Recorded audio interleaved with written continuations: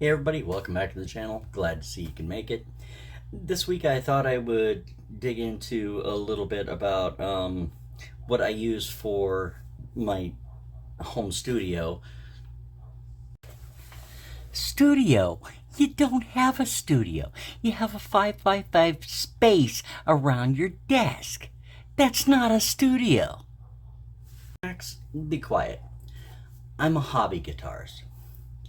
I have no aspirations to get out and play. I just want to make music for myself. So 5x5 is perfect. It's all I need.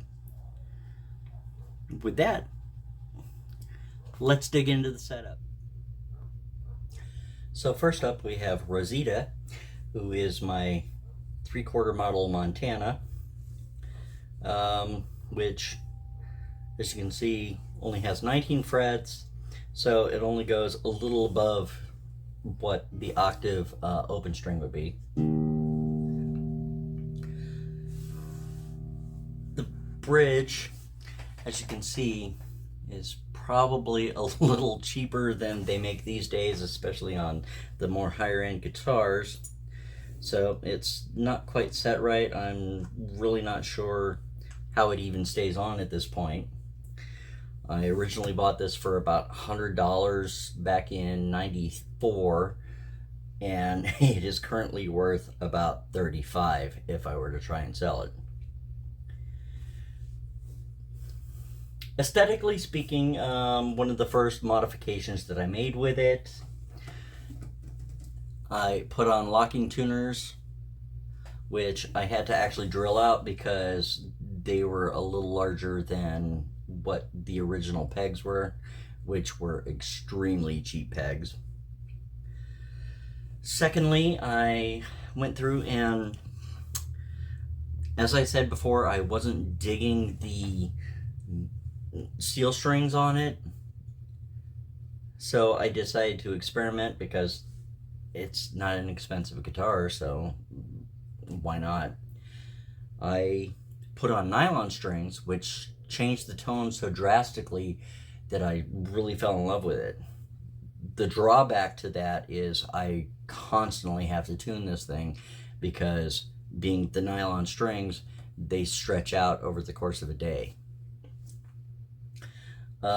Secondly, as you can see, I have one of my headstock tuners on it so that I can keep it in tune when I hear that it's starting to go out.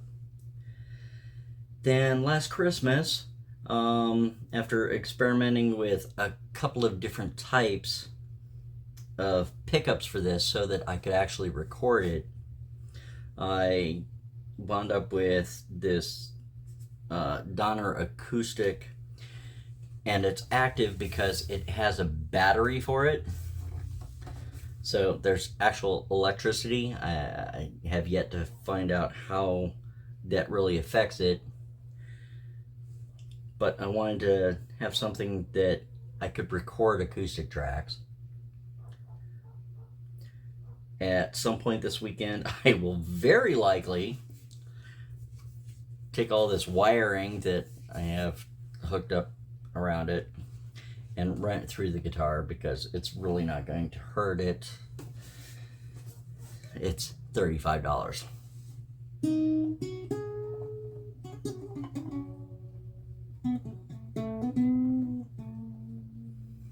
But as you can hear, she still sounds pretty good for a super cheap guitar.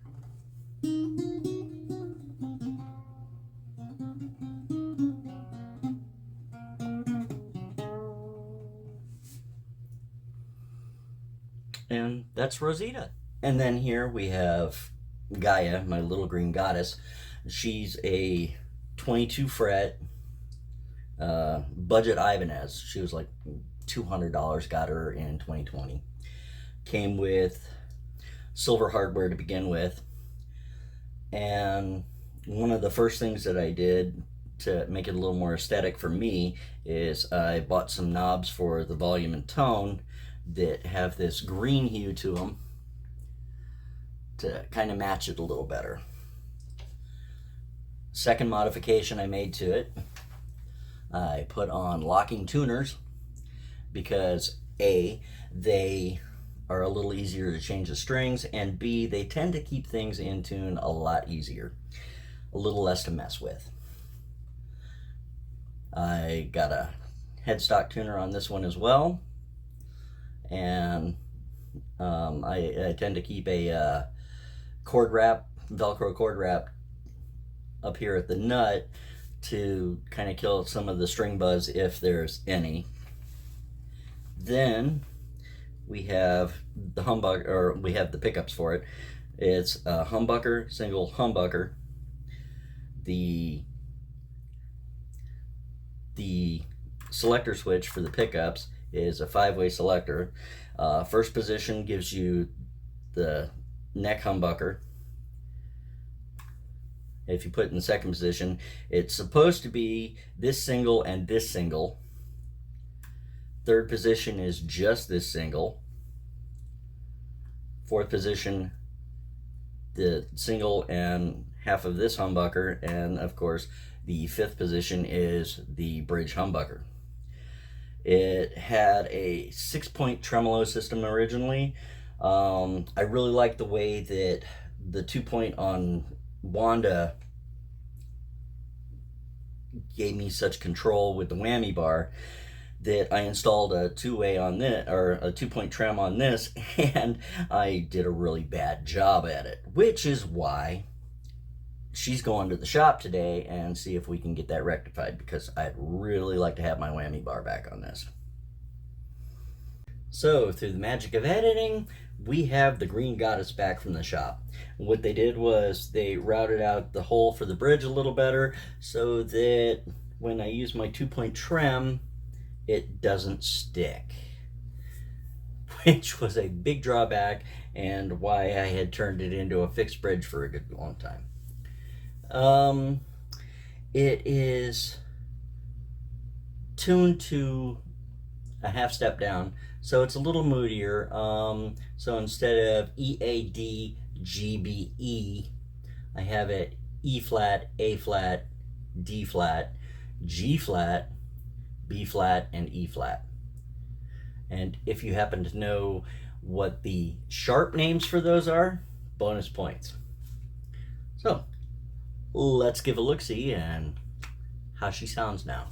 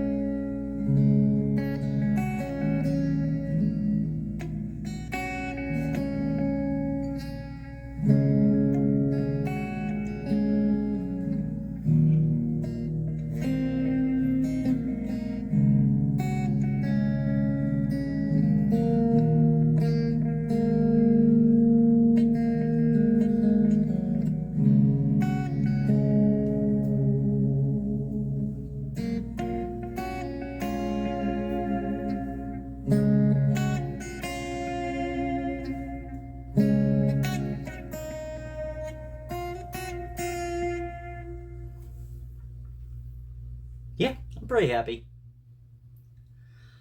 She, as you can see, is a 24 fret, so 2 octaves of the open string.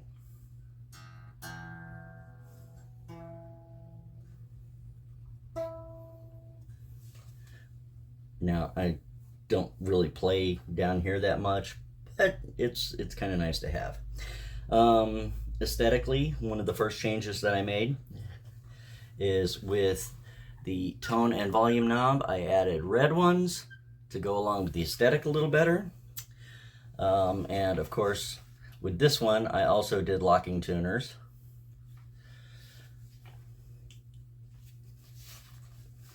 The pickup selection is a humbucker humbucker. So in a three-way switch, this would be the neck humbucker. In the center position, it should be these two singles. And in the bridge position, the bridge humbucker. This one has a 2-point trem system, which I'm really kind of fond of. And I have it set up so that when I pull it back, it's anywhere from a half tone to a tone and a half.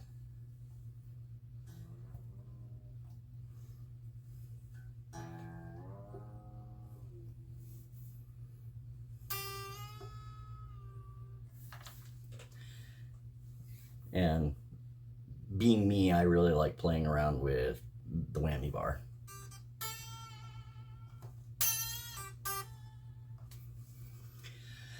And so that's my Scarlet Witch. Now, to patch into my system, I have a wireless that I use that it seems to have eliminated a lot of the extra buzz that just really wasn't pleasing.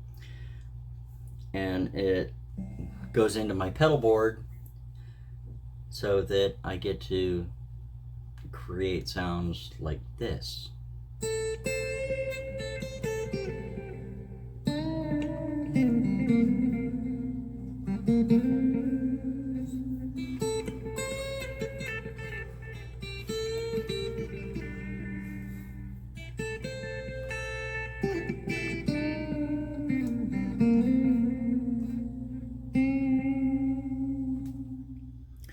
From the wireless system, it goes into the pedal board, which, as you can see, starts off with a volumizer and wah pedal 2-in-1 from Donner, which was very inexpensive and has been really fun to play around with.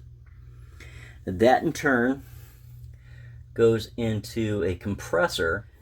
Now, what the compressor does is it kind of evens out the signal so that if you're playing something soft and light, it'll bring it to the forefront a little better. And if you're playing something really heavy and crunchy, it'll bring it down to match so that your levels are nice and even. From the compressor, that goes into my Blues Overdrive, which gives me a slightly distorted sound, but it adds to the sounds that I want to play. That in turn goes into my main distortion pedal, which is the Donner Dark Mouse. Has a wonderfully evil sound to it. That's definitely my go-to when I want to go with something a little heavier. So after the overdrive and distortion, it goes into a noise killer. The noise killer takes out all the heavy buzz depending on how you have it set and makes things a little cleaner for what you want to hear. That in turn goes into my flanger pedal, which is one of my favorite effects. It's that kind of jet scream that when added to distortion really adds a little something to it. Think Eddie Van Halen. Then that goes into my chorus pedal, which I haven't used a lot often, but what that does is it kind of doubles the sound you're making. Pretty much anything 80s. that goes into my Yellow Fall, which is my main delay pedal. That adds this kind of timing thing to it. I guess think the Edge from U2, all that doubled guitar sound. And that, as you can see, is on, so that's one of my main go-tos. And then that goes into my reverb. My reverb is what gives it that extra punch. It sounds like you're in an empty room, or in this case, a church. So it's got that big hall sound to it. And that, as the last piece, goes into my drum loop station. Looping is so that you can temporarily record like backing tracks, and if you have the drum part on it, it adds a drum beat that you can play along with and keep time. This one was extremely cheap, came with no instructions, and I have yet to completely figure it out. But that said, it's been a real helpful pedal to have around, especially when practicing. And if you follow the cord around, that ties into my Roland Cube Nano. As you can see, it is not that big, but it packs a big sound. By patching into the headphones section of it, that goes into my Scarlett Focusrite, which is kind of the processor that leads into my DAW. And I happen to use Ableton Live Lite. And that's what I use for my recording. And there you have it. Everything that I personally need to make the music that I want to create. Hopefully you're doing the same. Have fun with it. So, like, share, leave a comment, and subscribe. And I'll see you next week with a new video.